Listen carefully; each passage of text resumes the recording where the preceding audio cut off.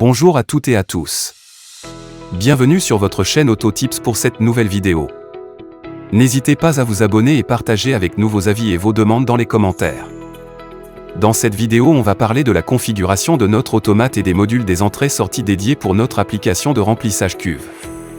Si vous êtes bien installé, allons-y. Avant d'entamer la configuration matérielle, on va parler un peu de cette interface qui est ouverte suite à la création de notre projet, qui était l'objet de notre dernière vidéo. En fait, on peut constater trois principales parties dans cette interface. Une statique ou inchangée. Et deux dynamiques qui changent selon notre besoin. Pour la première partie qui est tout à gauche, c'est la partie statique. Cette section représente l'architecture générale de notre projet, dans laquelle on trouve tous nos automates et écrans de supervision créés dans notre projet. Le projet, comme il peut contenir un seul équipement automate ou écran de supervision, peut contenir plusieurs automates et des systèmes de supervision. Ainsi, chaque équipement créé sera affiché dans l'architecture du projet. Pour la partie 2, qui se trouve au milieu, c'est une partie dynamique qui change selon notre besoin. Cette section représente notre zone de travail. Donc si on est dans la configuration du matériel, elle présente le plan pour créer cette configuration. Et si on veut créer notre programme automate, elle présente notre zone de développement de ce programme. Et même chose pour la création des vues de supervision, elle représente le plan pour générer ces vues. Et pour la dernière partie, c'est la partie tout à droite, qui est dynamique aussi. Elle représente notre bibliothèque selon notre besoin. Donc si on veut faire notre configuration matérielle, on trouve dans cette partie les références des automates, des écrans et des modules qu'on a besoin pour les intégrer dans cette config. Ainsi, si on développe notre programme automate, on trouve dans cette zone les différentes instructions nécessaires à utiliser. Et si on développe une interface de supervision, on peut utiliser les différents objets présentés dans cette troisième zone. Passons donc à la configuration de notre automate. Alors, notre projet est ouvert. Sur la partie à gauche, on fait double-clic sur « Ajouter un appareil ». Une petite fenêtre s'affiche au centre, à partir de laquelle on va choisir sur quoi on va travailler. Si on va développer un programme automate, sur la partie gauche de cette fenêtre, un simple clic sur la rubrique « Contrôleur » nous affiche, juste à côté, la liste des automates parmi lesquels on va choisir notre automate.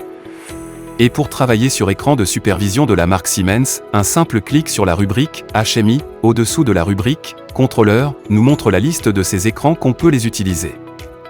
Et la dernière rubrique, on l'utilise si on veut développer une interface avec les outils Siemens mais sur un PC industriel ou standard.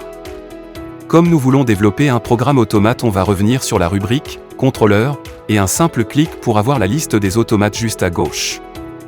Dans cette liste, on a les différentes gammes qu'on peut configurer et programmer avec TIA Portal. On trouve les S7200, qui est la gamme basique pour les petites installations. Compacte par les entrées-sorties intégrées. Et extensible sur certaines références par des modules d'entrée-sortie.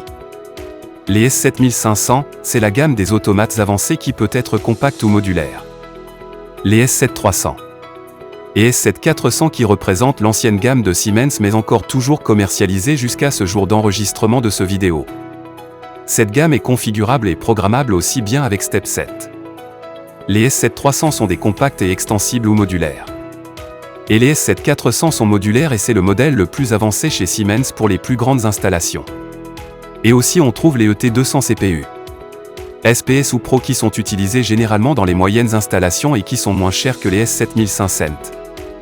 Fermons les parenthèses et revenons à notre application, où on va travailler avec une S7500. Donc on sélectionne le dossier Simatic S7500, on ouvre la petite flèche à gauche, puis même chose pour le sous-dossier CPU.